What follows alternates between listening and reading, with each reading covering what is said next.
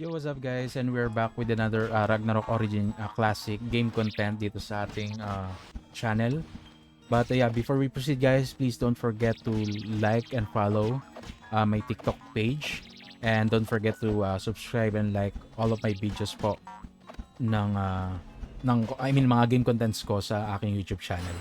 So yun mga bro, ito na yung magiging second week update natin para sa ating Paladin na from DPS to Paladin yung ginawa natin dito.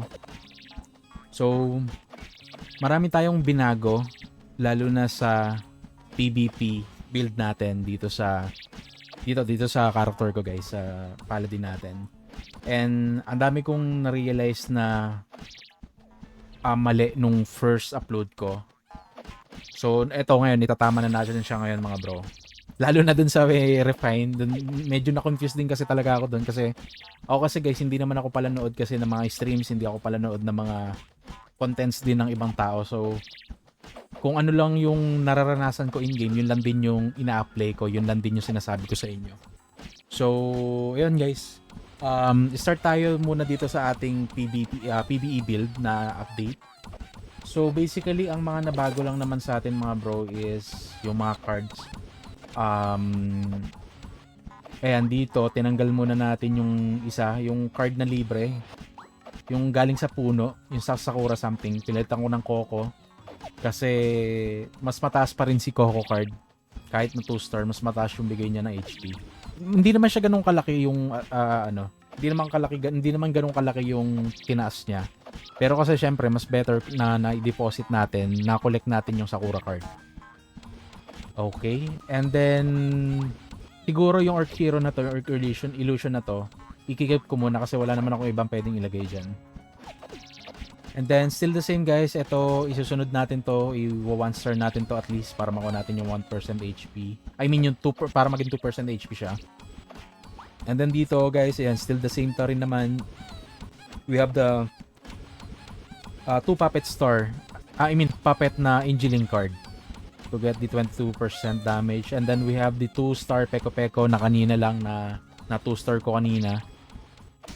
And syempre balak natin tong 3-star soon. Kasi pero kailangan kasi for Peko Pekos.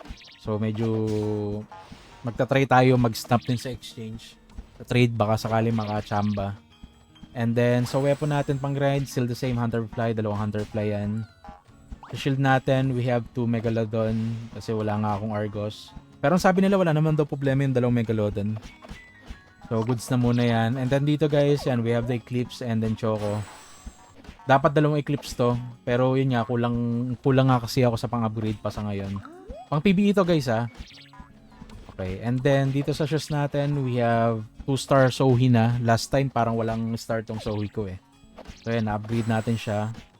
And then still a MVP Moonlight Flower card. And then okay dito guys, may in-adjust din ako. So yung isang necklace ko, nakadalawang necklace ako 'di ba last video pag PvE ko. So dito, pinalitan ko yung isang necklace to brooch. Kasi na-feel ko parang hindi ko ata naabot last time yung 500 na attack speed. Kahit may full buffs na. Parang nasa around 460 lang ata yung attack speed ko, 470. So ginawa ko muna ng brooch yung isa, wala naman siyang problema. Goods pa rin naman yung sacre natin sa mga bosses, sa PvE. Sa mga dungeons, goods pa rin naman. And then, we keep this necklace na 2-slot guys. Na with 2 mukas, and dito kobold na 2-star. Okay? And then, still the same. Ito yan guys, na-achieve na natin yung dalawang golden tip bug puppet. Na it gives you 2% and M damage reduction 8%. Siguro next ang kukunin ko yung pwedeng ilagay siguro dito sa costume na card.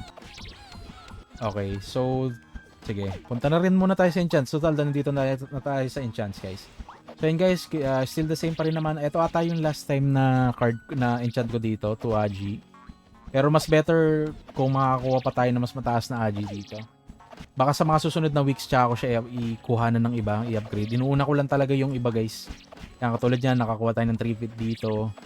Mga to follow na lang yan eh. Pero right now, okay pa rin naman yung mga ganyan na enchants for PvE. Yan, Beat tayo, Beat, Agi, Ignore P-Dep, Beat Boost. Yan, at least nakakuha tayo ng level 4. Sana hoping soon mag 30 na to, makakuha tayo. Mag 31 na yung enchant natin dito, yung level ng enchant. And makakuha tayo ng level 5 na beat boost sa lahat ng dito sa armor, mantle, tsaka sa shoes. Okay, and then sa accessory natin guys, I mean sa weapon natin, ayan, 5 soup crit yan na level 5 na merong agi bawat isa. So sabi ko sa inyo guys, di ba last time, agi tsaka crit talaga yung pinaka the best na ilagay dito kung makakakuha talaga kayo. Pero kung wala naman, mas okay naman na yung agi, wala namang kaso doon. To follow na lang siguro yung iba if makakuha pa kayo na mas better na enchantments. Pero for now, goods na muna yan. And then sa dito, it's still the same pa rin naman guys. We have the beat, plus 8, max HP. If makakuha kayo ng 3 beat dito, mas better. And then dito, we have the agi. Siguro soon, iaano ko rin to, ayusin ko. Sana makakuha din ako ng, ano ba pwede makuha dito? Sana 3 agi or 2 agi, tas STR na lang din. Or 2 agi tapos max HP. May max HP yan, may max HP pala to. So sana yun yung makuha natin dito mga bro. And then, punta tayo sa medals natin guys. So ayan, malapit. Isang level na lang to. Magkakaroon na tayo ng level 60 na medals. So pag PBE guys, ang ipapriority nyo is heroism and wisdom. Bakit? It gives you feed damage and HP. And then dito naman, it gives you max HP pa rin, pero yung yung M damage kasi hindi nyo naman magagamit. But that's fine. Wala naman ding mas better na pwede kayong kuhanan ng HP. So dito lang talagang dalawa na to. And then, ayun nga guys, yung refinement pala natin. So 'di ba last time, yun yung sa nangyari natin, yung tina-transfer natin kung napanood nyo yung una kong video dito. Yung una kong content para sa Sacri build na pali. Yung transition ko ng class. So, di ba ito, yung plus 14 yung weapon ko. So, ang sakto naman after nung upload ko na yun, na-upgrade ko siya, na naging plus 15. So, hindi na natin po problemahin na magpalit-palit ng refines. Sunerte tayo doon. So, kung susunod ko dito guys, iyan, pa-plus 12 ko naman tong dalaw na to. So, yun. So, sana hopefully pumasok. And then, Divine Armament guys, still the same. Trembling yung sa weapon, Holy Guard tong sa shield, and then White Wing tong sa ano natin, to gain crit damage, crit and P damage. Pero kung nakukulangan kayo sa attack speed nyo, you can use Rider set naman. Okay? And then dito pala guys, hindi na ako gumagamit ng Govine set. Mas Phoenix ko na siya ng White Wing set kahit sa mga large scale na PvP. And then sa season natin guys, kung mababa pa yung stats natin, pero ang pinapriority natin is yung permanent stats. Tapos sinusunod lang natin yung seasonal stats. Okay? What else? Pets. Sa pets natin mga bro, yan, ginawa na natin level 6 tong Sohi. So sa nagtatanong, after ng Sohi ko na mag level 10 or mag tier 10, ang susunod ko dyan guys is eto. Yung Child of Earth. Kasi for PvP to mga bro eh. Mas maganda kung tier 7 nyo siya.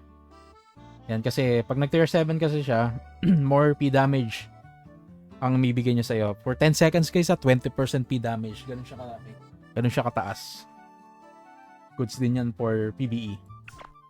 And then, what's next? Sa mount guys, still the same. Halos kompleto naman natin yung sa mount. Ayan, 49/49, 49/49, 29/29 tong protector. Ito yung hinuli ko guys, yung protector eh. Tapos ito, kailangan nyo rin kasi itong dexterity. For PvP kasi ito mga bro, kaya kailangan nyo rin yan. And then ayan, as you can see dito sa ating traits, we have the brave, we have the lovely, charisma, and the cute. Itong cute ang pinapump ko ngayon, inuunti-unti ko siyang ipump. Okay, and then we have the level 46 pet, yung mount natin. And then what else? Feathers guys. Okay, so dito sa feathers guys, marami tayong changes, marami tayong inayos. Lalo na sa PvP feathers natin. Kasi last time, sobrang broke ng feathers ko last time. Nung last video ko kasi guys, minadali ko kasi siya talaga.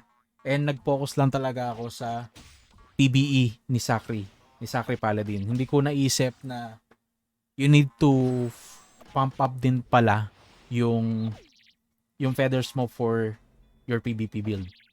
Okay. But then again guys, yan, pakita na rin natin before tayo mag-transfer sa PvP natin, PvP setup. So yan, ito yung stats natin guys for our PvE build. Okay? Nagre-reach tayo ng around 255k. Parang around 255k lahat-lahat na yun mga bro. Like, may kasama ng buffs ng pare. Lahat-lahat. As in, tapos pag nag-proc yung another 9k na buffs ni Paladin. Pero yan yung default niya na ayan, 240k, 239k. Mababa pa yan guys kasi sabi ko nga sa inyo, nagbawas ako ng feathers, ng death feathers. So yung mga death feathers ko na around 10 to 11, binawasan ko, naging down to 7 to 8 na lang muna sila. Kasi nga, naghabol ako ng feathers for my PvP build. Okay? Hindi, sige, pakita ko na lang sa inyo. Ito yung PvE stats natin PvE build natin for the feathers sa Sacri build. So, ayan, makikita nyo, ayan. Dito sa the feather natin yan, binawasan natin, 7 to 8 na lang sila. Tsaka guys, ito pala ha, FYI lang din, napapansin ko sa iba, lalo na sa mga kakilala ko rin. Pero, siguro, you need to think this. You need to check this. Kita nyo tong tier 6 na nakalagay dito. Guys, I suggest mas maganda kung papantayin nyo lahat ng feathers nyo dito. Kasi ang pangit sa ganito is yung system kasi ng feathers, sinusundan niya yung mas mababa na stats. So kung mapapansin nyo, level 8 na tong Terra ko, Divine, level 7, Nature 7, 18 ko, Virtue. Tapos, ang sinusunod na tier niya, na level niya is itong Light. Kasi ito yung may pinakamababa. So, FYI lang guys, reminder lang mas better if aayusin nyo yung feathers nyo talaga, ipepwestiyon nyo ng tama para hindi naiiwan yung stats kasi sayang. So mas maganda kung example, ganito yung feathers nyo, mas maganda ipump up nyo muna tong light bago kayo mag-pump ng ibang feathers din. Dapat pantay-pantay as much as possible. Okay? So yun yung nakikita kong problema ng iba, hindi nila na pa-priority yung feathers guys, na sobrang laki ng bigay sa stats nyo. Okay? So ayan, still the same pa rin naman. We have sa depth feather natin, we have the Virtue, Terra, Divine, Nature, and then Light for P damage. And then sa attack feathers natin, we have the Grace, Dark Tier, Light, Day, and Time. So basically, ganun lang naman, pare-parehas lang. Grace, Virtue, Grace, Virtue, Grace, Virtue. Ganun lang. Okay, so I think we're done na sa ating PvE build dito sa ating Paladin. So, palit na tayo guys ng preset. So, we have two preset guys. We have the N. Makikita nyo rin guys, pag nagpapalit ako, I'm using Golden Putring for PvP. Kasi mas better yung Golden Putring kesa sa Brooch and Necklace for me. So, sa akin lang to guys try nyo on your own. Pero sa akin kasi mas better yung merong HP recovery, may P damage reduction na kasama. Kaya ako siya muna ginagamit. Okay, so confirm natin yan, guys. Okay, so diretso tayo dito. Ang gagawin nyo dyan, punta kayo ng PvP. Ay, mag-research na yan. Pero balik tayo ulit kasi hindi ako makakapag. Kailangan ko ng Hunterfly. So yan guys. So basically sa item natin for PvP, ang nabago lang naman is itong accessory. Kasi last time, kung nanood kayo ng video ko last time, ang nakalagay dito is 2 necklace ata. So medyo negative yon. Mas better kung GFR yung gamitin nyo kasi it provides bit, MDef, HP recovery, and then may HP percentage, may P damage reduction, healing taken. So, meaning mas better na makakuha kayo ng sapat na healing from your teammates. From Bard and what you call this? From Bard and Priest. Okay? So, yun lang naman yung nabago sa PvP natin. Pero ang biggest changes talaga natin mga bro for our PvP, and I think yung iba hindi rin aware dito. Kasi to be honest with you, yung iba, ang aware lang sila is magpataas ng HP, ng attack speed and all. So guys, and dagdag ko na rin, P damage and crit. Yun yung alam ng iba. Pero, sa totoo lang mga bro, may kulang doon. So, nag-i-scale lang Sacri damage sa PvP. Number 1 is HP. And then number 2 will be your Ignore Feedep guys. Okay? Reminder ko lang guys isa yung Ignore Feedep if gusto nyo talagang lumakas yung Sacri damage nyo sa PvP, you need to pump up your Ignore Fidep as much as you can. So number 1, saan nyo ba siya pwedeng makuha ang Ignore Fidep? Number 1 na pwede nyong pagkuhanan ng Ignore Fidep is via feathers. Okay? So sa feathers guys yan, mapapansin nyo, pinump ko yung mga attack feathers ko ulit. Dati niyan ang tinanggal ko yung Sky. Sky ata yung tinanggal ko and then binabaan ko yung Day. Pero ang napansin natin mga bro, nung unang upload ko kasi nasa around 1-1 lang talaga yung Ignore Fidep ko and napapansin ko talaga yung sobrang hina ng bawas ko sa PvP. Parang isang hampas ko lang ata is 20k, 30k. And then nung nagpump ako ng Ignore Fidep, doon ako nagulat, umabot na ng 100k, 80k, 90k. So ang laking changes sa damage ko guys. So, ayan, number 1 na pagkukuhanan nyo na Ignore Fidep if you are a paladin, feathers talaga guys. Kailangan nyo ayusin yung feathers nyo. Ayan. You can check my own feathers naman. Ayan. I'm still using the Grace kasi it provides HP. Pero pwede nyo subukan yung merong P-Dep tsaka M-Dep. Try nyo na lang on your own. Pero ako, I'll stick with Grace. Grace Virtue pa rin naman yan. Ang nabago lang naman dyan is nagkaroon tayo ng, kinumpleto ulit natin yung feathers natin sa attack. Yung attack feathers natin. And then yan, sinasabi ko sa inyo, binawasan ko tong mga nature divine kasi dati level 10, level 11 na yung mga yan eh. So, in-inherit natin siya, binalik natin siya to sky and space. Dinagdagan natin yung level nila, guys. Kaya, kung mapapansin nyo, umabot ng 1,700 na ngayon yung Ignore Fidep natin pag PvP. And guys, FYI lang, yung kung napanood nyo yung upload ko kanina sa Dimension Drill, ito yung setup ko doon. Ito yung pinaka-setup natin doon. Wala akong binago doon. Ito yun. Hindi tayo mag-gatekeep ng stats or ng build. Ito na yun. Okay? And then still the same naman guys. Don't forget, ito, medyo lagi ko nakakalimutan to most of the time. Pag PvP na. So kanina inuna ko talaga siya. Ito, i-reset nyo to mga bro. I-reset nyo yan. I-reset nyo yan, tapos ilalagay nyo sa Medal of Charm, gawin yung level. Yung sa akin, nabot ko ng 46 eh. Ayan. Tapos dito, Medal of Tempest. Yung sa akin, parang mabot ng 45 ata, 44. Something like that. Ayan, 44. So ito, keep nyo to si Heroism. Pag PvP lang to guys ha. Level 60 si Heroism. I-pump nyo si Medal of Charm for damage reduction. And then si Medal of Tempest. For M damage reduction naman siya guys. Okay? Huwag nyo kakalimutan yun. Okay, reset na ulit natin. Balik natin sa Metal of Wisdom lahat.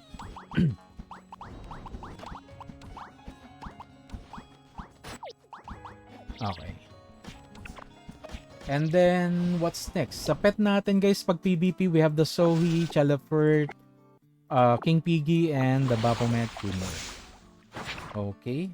And then, what's next pa ba? Enchantment. Okay, sige. Enchantment natin. Ano ba nabago natin sa enchantment? dito guys, ano lang FYI lang, mas better yung PvP pa rin. PvP technique pa rin na makuha nyo dito sa headgear. And then dito sa costume and sa may back support nyo. So yan, PvP technique yan mga bro. And then dito, I have beat as well. Beat boost. Pwede dito beat boost or else pwede nyo rin subukan yung counter crit. Pwede gawa kayo ng sarili nyong tag dito belt for that or preset para pwede kayo mag-switch. Pero ako, I'll stick with beat boost. Beat boost yan guys. And then sub crit and then dito beat pa rin, beat and lock. Okay, same lang guys. Ang nabago lang talaga is itong beat PvP technique sa headgear tsaka sa costume and back item. Alright, so what else pa ba? Okay, start mo, hinto muna natin. So palit tayo ng PvP na belt para makita nyo yung mga ginagamit ko na cards. So yun guys, sa weapon natin, so syempre we have the 2 Squidjet na level 1 pa rin, 1 star. Kasi malas pa tayo sa cards, di pa tayo makapulot. Pero malapit na yung PT ko ata. Malapit na ako makakuha ng another Squidjet. So much better kung mati 3 star nyo yan, mas malakas yung crit damage. And then we have, dito sa shield ko, we have 1 Edga and 1 horn. Mas better kung 2 horn yung gamitin nyo. Pero since ako wala pa akong another horn, si Edga muna yung ginagamit ko. Okay? And then sa armor, Peko-Peko guys, or Cornutus, pwede kayong gumamit ng Cornutus. Kung nabibisit kayo, nababasagan kayo ng mga item. And then dito, still the same, Sohi. Dito we have Horong and Kobold. And then still, para-pares lang naman sila guys ng cards. Yun lang talaga na bagay sa weapon and sa shield. Okay. That's our belt for Paladin PvP. Sakri. Okay, balik na tayo sa Wormtail. Kasi guys, nag-MR ako eh. MR natin, and we're going level 33 na. Konti na lang. Okay, so... Wala na, no? Wala na ako nakalimutan, mga bro. Ay, sa guild skill pala. Okay. So, guild skill, guys. Yan, priority natin. Ignore defense. It gives you 140 dito. Huwag nyo kalimutan. Max level nyo yan as much as you can. Character HP and then character defense. Okay. I think all set na tayo, guys, no? Wala na akong nakalimutan. And I hope nakatulong tong video na to sa inyo, sa mga may balak mag-Paladin dyan. Still, meta pa rin naman si Sakri build Paladin. Goods na goods for PvP and PvE. Sa large scale na PvE, medyo hindi ko siya na-enjoy guys eh. Kasi syempre, alam nyo naman, single target lang si Sakri. So, kung galing kayo sa mga class na may AoE damage, maninibago kayo. Pero pag mga Dimension Drill yan, mga small scale, malakas to guys. Sobrang palo ng Paladin talaga. Makikita nyo naman dun sa Dimension Drill na ina-upload ko last time. Talagang, ang katay, ang sakit ng bawas. Grabe. Kahit priest, kahit bard na DDPS mo eh. So yan mga bro, I think I'm all set. And yeah, thank you so much for watching my game contents, and see you on the next one guys. Bye bye for now.